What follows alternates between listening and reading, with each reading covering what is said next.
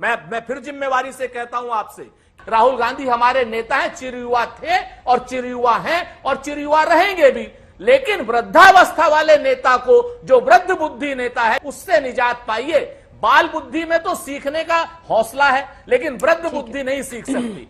आप वृद्ध बुद्धि कह रहे हैं, तो खड़गे जी की आयु क्या है? वो तो मोदी जी से भी 12 साल बड़े हैं, और सोनिया जी की आयु मोदी जी से अधिक है। तो आपका क्या विचार है उसके बारे में? सुधांशु त्रिवेदी जी, आपसे यही है कि विपक्ष ये कहता है कि आप उनकी आवाज दबाते हैं, वो संविधान लेकर घूमते हैं, वो कहते हैं संविधान को आप लोग छिन्न भिन्न कर रहे हैं, उसकी आत्मा को चोटिल कर रहे हैं। इसीलिए विपक्ष, और उनका यह भी कहना है कि मणिपुर के मुद्दे पर ही सबसे ज्यादा लोकसभा में नारेबाजी हो रही थी, आप मणिपुर वाले सांसद को बोलने देते। आपका जवाब? लगाओ भाई, करो। देखिए, कौन आवाज दबाता है ये कोई जाकर रिकॉर्डिंग देख ले। जब विपक्ष के नेताओं ने बोला, राहुल गांधी जी ने बोला या राज्यसभा में खड़गे जी ने बोला, सत्ता पक्ष ने उनकी बात पूरी तरीके से शांति से सुनी, और जब प्रधानमंत्री जी ने बोला तो पूरे टाइम नारेबाजी होती रही। बहुत साफ है किसने आवाज दबाने का प्रयास किया। और मैं पूछना चाहता हूं, 135 मिनट तक, जब 1 घंटा 40 मिनट आपने बताया प्रधानमंत्री जी 2 घंटा 14 मिनट तक बोले, तो उस समय लगातार मणिपुर होता रहा। हमारे जो विद्वान प्रवक्ता बैठे हैं, जरा बता दें, 2 घंटा 14 मिनट तो छोड़िए, 14 मिनट भी बोला किसी ने मणिपुर पे? बताइए। नारेबाजी मणिपुर पे 2 घंटा 14 मिनट बोला, आधे घंटे नहीं। ये होता है राजनीति करना। जब आपको मौका मिला था आप उस विषय पे बोलते। कोई जाके डिजिटल डाटा का जमाना चेक कर ले, 10% नहीं 5% कुल मिला के नहीं बोला राष्ट्रपति के अभिभाषण में मणिपुर के मुद्दे के ऊपर विपक्ष के नेताओं ने। अरे भाई, आपने पूरी संसद का पिछला सत्र नहीं चलने दिया कि प्रधानमंत्री जवाब दें, तो जब अविश्वास प्रस्ताव पर प्रधानमंत्री जवाब दे रहे थे तो सुनना चाहिए था। यह दर्शाता है कि कोई सूरत बदलना मेरा मकसद नहीं है। मेरा मकसद है कि हर कदम पे हंगामा होना चाहिए। ठीक है, इसका जवाब वो देंगे। क्या उच्छृंखलता ज्यादा कांग्रेस पार्टी दिखाती है, ये उनका आरोप है, लेकिन एक प्रश्न भी है। और सुरेंद्र राजपूत जी, वो प्रश्न ये है कि 240 सांसदों वाली पार्टी को जनता ने अपने वोट से तय किया है कि वो 8 घंटे बोलेंगे, है ना?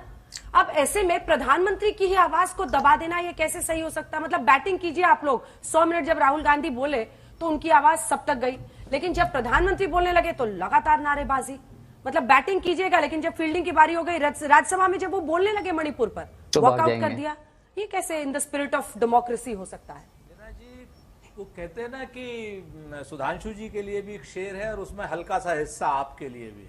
कहते कितने मासूम लग रहे हो, तुम्हें जो जालिम कहे वो झूठा है। वाह, कितने सुधांशु जी बेचारे इंसान है, कितने क्या नाम डर रहे हैं हमसे, कितना जो है प्रधानमंत्री जी का गला घोटा जा रहा है, कितना सब कुछ इन्होंने बताया कि मणिपुर के बारे में ये नहीं हुआ। भी अच्छा हुआ सुधांशु जी खाली हिंदी में बोले, संस्कृत में, हिब्रू में और अंग्रेजी में नहीं बोले। अरे सुधांशु जी, मणिपुर के जिस सांसद को बोलना था उनको बोलने दिया आपने? नहीं बोलने दिया। क्यों आप इस ऐतिहासिक सत्यों के साथ और तथ्यों के साथ जो है छेड़छाड़ करते हैं? उचित नहीं है। आप जैसे विद्वान आदमी से 2-4 लोग तो भाजपा में हैं जिनको हम कह सकते हैं कि हाँ पढ़े लिखे हैं, वो भी लखनऊ से, लेकिन आपको तो फिर वही इतिहास के तथ्यों को डिस्टॉर्ट करना है। जिस बात को आप अपनी तरफ ले जाना चाहते हो, ये आपके लिए गर्व का विषय नहीं, ये आपके लिए शर्म का विषय है कि आपने मणिपुर के सांसद को नहीं बोलने दिया। और आज तक जैसे एक अच्छे क्या नाम चैनल पर आप बोल रहे हैं कि वहां पर इन लोगों ने कितना बोला कितना नहीं बोला, हमने एक आदमी को पूरा रखा था बोलने का, आपने बोलने नहीं दिया। ये आपके लिए शर्म का विषय है, नंबर 1। नंबर 2, जो प्रधानमंत्री जी कमजोर साबित हुए हैं, उन पे वृद्धावस्था हावी हो गई। अच्छा, मैं फिर जिम्मेवारी से कहता हूं आपसे कि इस तरीके के प्रयासों से जनता आपकी तरफ नहीं जाने वाली। जनता को अगर आपको अपनी तरफ करना है सुधांशु जी, तो 29 लाख पद जो केंद्र में खाली है उसको आप भरिए। हमारा बड़ा स्पष्ट आरोप है, कमजोर प्रधानमंत्री देश को नहीं चाहिए। कमजोर प्रधानमंत्री देश को नहीं चाहिए। सुधांशु जी, बदल दीजिए ऐसे प्रधानमंत्री को जिसके गले पे कोई आदमी खड़ा हो जाए। अब सुधांशु जी जवाब दीजिए। देखिए, सुरेंद्र जी ने तथ्यात्मक जवाब देने के बजाय व्यक्तिगत टिप्पणियों से बात शुरू की और फिर प्रधानमंत्री जी के ऊपर व्यक्तिगत टिप्पणियों में चले गए। मैं बताना चाहता हूं, जिसे आप कमजोर प्रधानमंत्री कह रहे हैं, उसने वो इतिहास बनाया है जो भारत के इतिहास में आज तक नहीं बना। लगातार तीसरी बार उनके नेतृत्व में सरकार बन के आई है, और ये वो नहीं है प्रधानमंत्री जो नेहरू जी का जब बराबरी की, जो जवाहरात के लाल नहीं थे, ये गुदड़ी के लाल थे जो प्लेटफॉर्म पे चाय लेके दौड़ते थे। इनके मुंह में चांदी का चम्मच नहीं था, इनके हाथ में चाय का प्लेट और चम्मच था। इसलिए ये उस स्थिति में पहुंचे, और आपने पूरी कोशिश की उनको डुबाने की। तो सुरेंद्र जी, आपने कहा था, तो मैं भी आप अपने वक्तव्य की शुरुआत एक शेर से करता हूं मोदी जी की तरफ से, कि दरिया का सारा नशा उतरता चला गया, वो मुझको डुबाता रहा और मैं उभरता चला गया, और मंजिल समझ के बैठ गए जिस पे चंद लोग, 44, 52, 99, यहीं तक तो मंजिल है ना। मंजिल समझ के बैठ गए जिस पे चंद लोग, मैं ऐसे कितने ही रास्तों से गुजरता चला। परंतु मैं ये भी बात कहना चाहूंगा पुनः एक बार फिर, मैं इन्होंने प्रधानमंत्री जी पे टिप्पणी की कि उन पे वृद्धावस्था हावी हो गई है। सुनिए, वृद्धावस्था नहीं, राहुल गांधी जी के ऊपर युवावस्था इतनी हावी है कि 55वें वर्ष में प्रवेश करके भी बचपना जा नहीं रहा है, और 55वें वर्ष में प्रवेश करके वो युवा कहला रहे हैं। तो वो भारतीय राजनीति के चिर युवा नेता हैं और चिर व्याकुल नेता हैं। तो मुझे लगता है अवस्था का विषय का प्रश्न आपके लिए ज्यादा बड़ा है, हमारे लिए बड़ा नहीं है। राहुल गांधी अगर चिर युवा हैं तो आपको कोई फर्क नहीं पड़ना। राहुल गांधी हमारे नेता हैं, चिर युवा थे और चिर युवा हैं और चिर युवा रहेंगे भी। लेकिन वृद्धावस्था वाले नेता को, जो वृद्ध बुद्धि नेता है, जिसको हम लोग, अगर आप हमको बाल बुद्धि कहेंगे, तो जो वृद्ध बुद्धि नेता है उससे निजात पाइए।